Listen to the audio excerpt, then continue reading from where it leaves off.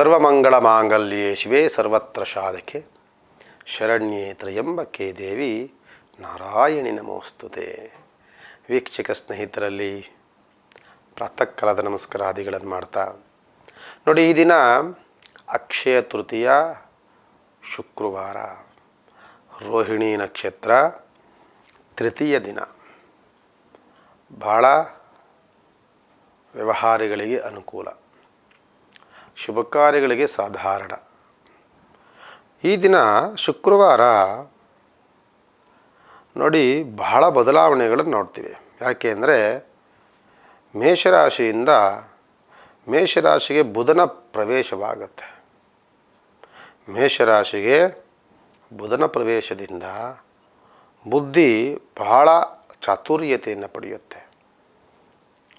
ಚಂಚಲವಾಗಿರುವಂಥ ಮನಸ್ಸಿಗೆ ಕಡಿವಾಣವಾಗುತ್ತೆ. ಎಷ್ಟೋ ದಿನಗಳಿಂದ ಆಗಬೇಕಾಗಿರುವಂಥ ಕೆಲಸಗಳು ಮುನ್ನಡೆಗೆ ಬರುತ್ತೆ. ಒಂದು ರೀತಿಯಾದಂತಹ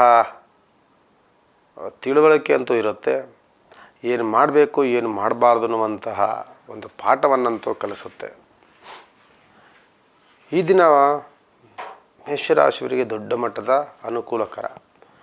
ಯಾವುದಾದ್ರೂ ಭೂಮಿ ಲೇವಾದೇವಿ ವ್ಯವಹಾರವನ್ನು ಮಾಡೋಕ್ಕೋದ್ರಂತೂ ಉತ್ತಮವಾದಂಥ ಲಾಭ ಗಳಿಕೆ ಖಂಡಿತವಾಗಿ ಮೇಷರಾಶಿಯವರಿಗೆ ಸಿಗುತ್ತೆ. ಇನ್ನು ವೃಷಭ ರಾಶಿಯಲ್ಲಿ ರವಿ, ಗುರು ಮತ್ತು ಶುಕ್ರ ಸೇರಿಕೊಳ್ಳೋದ್ರಿಂದ ಆರ್ಥಿಕ ಸ್ಥಿತಿಯಲ್ಲಿ ಸ್ವಲ್ಪ ಪೆಟ್ಟುಗಳನ್ನು ತಿನ್ನುವಂಥ ಸನ್ನಿವೇಶಗಳು. ಪಾರ್ಟ್ನರ್ಶಿಪ್ಪಲ್ಲಿ ಯಾರೇ ಕೆಲಸಗಳನ್ನು ಮಾಡ್ತಿರೋ ಗಲಾಟೆಗಳಾಗತ್ತೆ. ಹಣಕಾಸಿನ ದುಂದು ವೆಚ್ಚಗಳು, ಹಣಕಾಸಿನ ಏರುಪೇರು, ಹಣಕಾಸಿನ ವಿಚಾರಕ್ಕೋಸ್ಕರವಾಗಿ ಗಲಾಟೆ, ಮನಸ್ತಾಪ, ಬೇಸರ, ಗೊಂದಲ ಎಲ್ಲ ಆಗುವಂಥ ಸನ್ನಿವೇಶಗಳಿರುತ್ತೆ. ಕೀರ್ತಿ ಭಂಗವಾಗುತ್ತೆ. ಕಳ್ಕೊಂಡಿರುವಂತಹ ಮರ್ಯಾದೆಯನ್ನು ನಾವೇ ಹಾಳು ಮಾಡಿಕೊಡುವಂತಹ ಆಲೋಚನೆಗಳು ತಲೆಯಲ್ಲಿ ಬರುತ್ತೆ. ಸ್ವಲ್ಪ ಜಾಗ್ರತೆ ವಹಿಸಬೇಕಾಗ್ತದೆ. ಇಲ್ಲವಾದಲ್ಲಿ ದೊಡ್ಡ ನಷ್ಟಗಳನ್ನು ಅನುಭವಿಸುವಂಥ ವಾತಾವರಣ ಅಂತೂ ವೃಷಭ ರಾಶಿಯವರಿಗಿದೆ. ಇನ್ನು ಮಿಥುನ ರಾಶಿಯವರಿಗೆ ಮಾಡುವಂಥ ಕೆಲಸಗಳು ವಿಳಂಬವಾಗುತ್ತೆ. ನೆಲೆಗುದಿಗೆ ಬೀಳುವಂಥದ್ದು. ಇವತ್ತಾಗುವಂಥ ಕೆಲಸಗಳು ಇವತ್ತಾಗಲ್ಲ, ಅದು ಎಷ್ಟೋ ದಿನ ಮುಂದಕ್ಕೆ ಹೋಗುತ್ತೆ. ಕೆಲಸದಲ್ಲಿ ಅತಿಯಾದಂಥ ಸುತ್ತಾಟಗಳು, ಅಲೆದಾಟಗಳಿದೆ.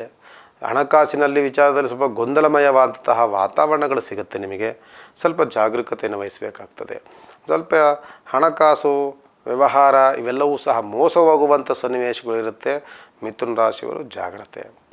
ನಂತರದಲ್ಲಿ ಕರ್ಕಾಟಕ ರಾಶಿಯವರಿಗೆ ಶುಭ ಕಾರ್ಯಗಳ ಚಿಂತನೆ ಆಗುತ್ತೆ. ಮನೆಯಲ್ಲಿ ಮದುವೆ ಮುಂಜಿಗಳ ಮಾತುಕತೆಗಳು, ಹೊಸ ಖರೀದಿ ಬಗ್ಗೆ ಚಿಂತನೆಗಳು, ಆರೋಗ್ಯದಲ್ಲಿ ಉತ್ತಮವಾದಂಥ ಬೆಳವಣಿಗೆ ಆಗುವಂಥದ್ದು, ಸರ್ಕಾರಿ ಕೆಲಸಗಳಲ್ಲಿ ಮನ್ನಣೆ ಸಿಗುವಂಥದ್ದು, ಕೆಲಸ ಮಾಡುವಂಥ ಜಾಗದಲ್ಲಿ ಪ್ರಶಂಸೆ, ಪ್ರಮೋಷನ್ ಸಿಗುವಂತಹ ವಾತಾವರಣ ಕರ್ಕಾಟಕ ರಾಶಿಯವರಿಗಿರುತ್ತೆ. ಇನ್ನು ಸಿಂಹರಾಶಿಯವರಿಗೆ ತಂದೆಯಿಂದ ಪ್ರೀತಿ ವಾತ್ಸಲ್ಯದ ಮಾತುಗಳು, ನಿಮಗೆ ಧೈರ್ಯದ ಮಾತುಗಳು, ನಿಮ್ಮ ಸಂಕಷ್ಟಕ್ಕೆ ನೆರವಾಗುವಂತಹ ಸ್ನೇಹಿತರು ಇವರೆಲ್ಲವೂ ಸಹ ನಿಮಗೆ ಸಪೋರ್ಟ್ ಮಾಡ್ತಾರೆ. ಜೊತೆಯಲ್ಲಿ ಆರೋಗ್ಯದಲ್ಲಿ ಚೇತರಿಕೆ ಇದೆ. ಕುಟುಂಬದಲ್ಲಿ ಸೌಖ್ಯವಾದಂತಹ ವಾತಾವರಣ ಅಂತೂ ಖಂಡಿತವಾಗಿ ಉಂಟು ಮಾಡುತ್ತೆ ಸಿಂಹರಾಶಿಯವರಿಗೆ. ಕನ್ಯಾ ರಾಶಿಯವರಿಗೆ ಶುಭ ಕಾರ್ಯಗಳ ಹೇರಳವಾದಂಥ ಅನುಕೂಲಗಳು, ಹೊಸ ಕೆಲಸಗಳ ಆಗಮನಗಳಾಗುತ್ತೆ. ಹೊಸ ಚಿಂತನೆಗಳನ್ನು ಮಾಡ್ತಿರೋ ಕೆಲಸದಲ್ಲಿ ಉತ್ತಮವಾದಂಥ ಲಾಭ ಗಳಿಕೆ ಸಿಗುತ್ತೆ. ಕುಟುಂಬದಲ್ಲಿ ಸೌಖ್ಯವಾದಂತಹ ವಾತಾವರಣ, ಒಂದು ರೀತಿಯಾದಂತಹ ಸಂಭ್ರಮ ಸಂತಸದಲ್ಲಿ ಕಾಲ ಕಳೆಯುವಂತಹ ವಾತಾವರಣ ಅಂತೂ ಕನ್ಯಾ ರಾಶಿಯವರಿಗೆ ಇರುತ್ತೆ.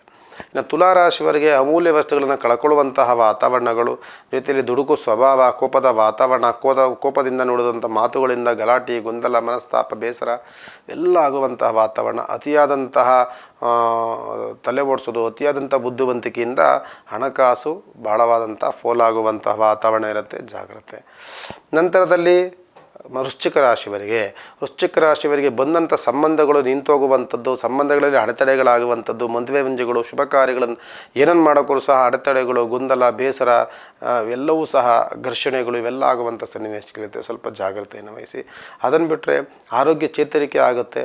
ಮತ್ತು ಒಂದು ರೀತಿಯಾದಂತಹ ಸ್ನೇಹಿತರಿಂದ ಸಹಯೋಗ ಸಿಗುವಂಥದ್ದು ಖಂಡಿತವಾಗಿ ವೃಶ್ಚಿಕ ರಾಶಿಯವರಿಗೆ ಆಗುತ್ತೆ. ಇನ್ನು ಧನುಸು ರಾಶಿಯವರಿಗೆ ಕುಟುಂಬದಲ್ಲಿ ಉತ್ತಮವಾದಂಥ ಸೌಖ್ಯವಾದಂತಹ ವಾತಾವರಣ, ವ್ಯವಹಾರದಲ್ಲಿ ಪ್ರಗತಿ, ಕುಟುಂಬ ಸೌಖ್ಯ, ಸರ್ಕಾರಿ ಕೆಲಸಗಳಲ್ಲಿ ಮನ್ನಣೆ, ಉತ್ತಮವಾದಂಥ ಕೆಲಸಗಳ ಆಗಮನದಿಂದ ಸಂತಸ, ಸಂಭ್ರಮ, ಕುಟುಂಬ ಸೌಖ್ಯ, ಒಂದು ರೀತಿಯಾದಂತಹ ಉತ್ತಮವಾದಂಥ ಬೆಳವಣಿಗೆ ಧನುಸು ರಾಶಿಯವರಿಗೆ. ಮತ್ತು ಮಕರ ರಾಶಿಯವರೆಗೂ ಸಹ ವ್ಯವಹಾರದಲ್ಲಿ ಪ್ರಗತಿ, ಕುಟುಂಬದಲ್ಲಿ ಸೌಖ್ಯ, ವ್ಯವಹಾರದಲ್ಲಿ ಕೋರ್ಟು ಕಚೇರಿಗಳು, ಸರ್ಕಾರಿ ಕೆಲಸಗಳಲ್ಲಿ ಉತ್ತಮವಾದಂಥ ಬೆಳವಣಿಗೆ, ಮನ್ನಣೆ ಇವೆಲ್ಲವೂ ದೊರಕುವಂಥ ಸನ್ನಿವೇಶಗಳು ಸಿಗುತ್ತೆ. ಜೊತೆಯಲ್ಲಿ ತಂದೆಯಿಂದ ಅಥವಾ ತಾಯಿಯಿಂದ ಉಡುಗೊರೆ, ಪ್ರೀತಿ ಮಾತುಗಳು, ವಾತ್ಸಲ್ಯದ ಮಾತುಗಳು ಸಿಗುವಂತಹ ವಾತಾವರಣ ಅಂತೂ ಮಕರ ರಾಶಿಯವರಿಗೆ ಖಂಡಿತವಾಗಿರುತ್ತೆ. ಇನ್ನು ಕುಂಭರಾಶಿಯವರಿಗೆ ತಂದೆಯ ಒಂದು ಧೈರ್ಯದ ಮಾತು, ತಂದೆಯಿಂದ ಸಹಕಾರ, ಸಹಯೋಗ, ತಂದೆಯ ಸ್ಥಾನದಲ್ಲಿರುವಂಥವರಿಂದ ಬಹಳ ಅನುಕೂಲ, ಮೇಲಧಿಕಾರಿಗಳಿಂದ ಹೊಗಳಿಕೆ ಮಾತುಗಳು, ಮೇಲಧಿಕಾರಿಗಳಿಂದ ಪ್ರಶಂಸೆ, ಜೊತೆಯಲ್ಲಿ ಬಡ್ತಿ ಸಿಗುವಂತಹ ವಾತಾವರಣಗಳು, ಜೊತೆಯಲ್ಲಿ ಕುಟುಂಬಕ್ಕೆ ಅತಿಥಿಗಳ ಆಗಮನವಾಗುವಂಥ ಸನ್ನಿವೇಶಗಳು ಖಂಡಿತವಾಗಿ ಕುಂಭರಾಶಿಯವರಿಗಿರುತ್ತೆ.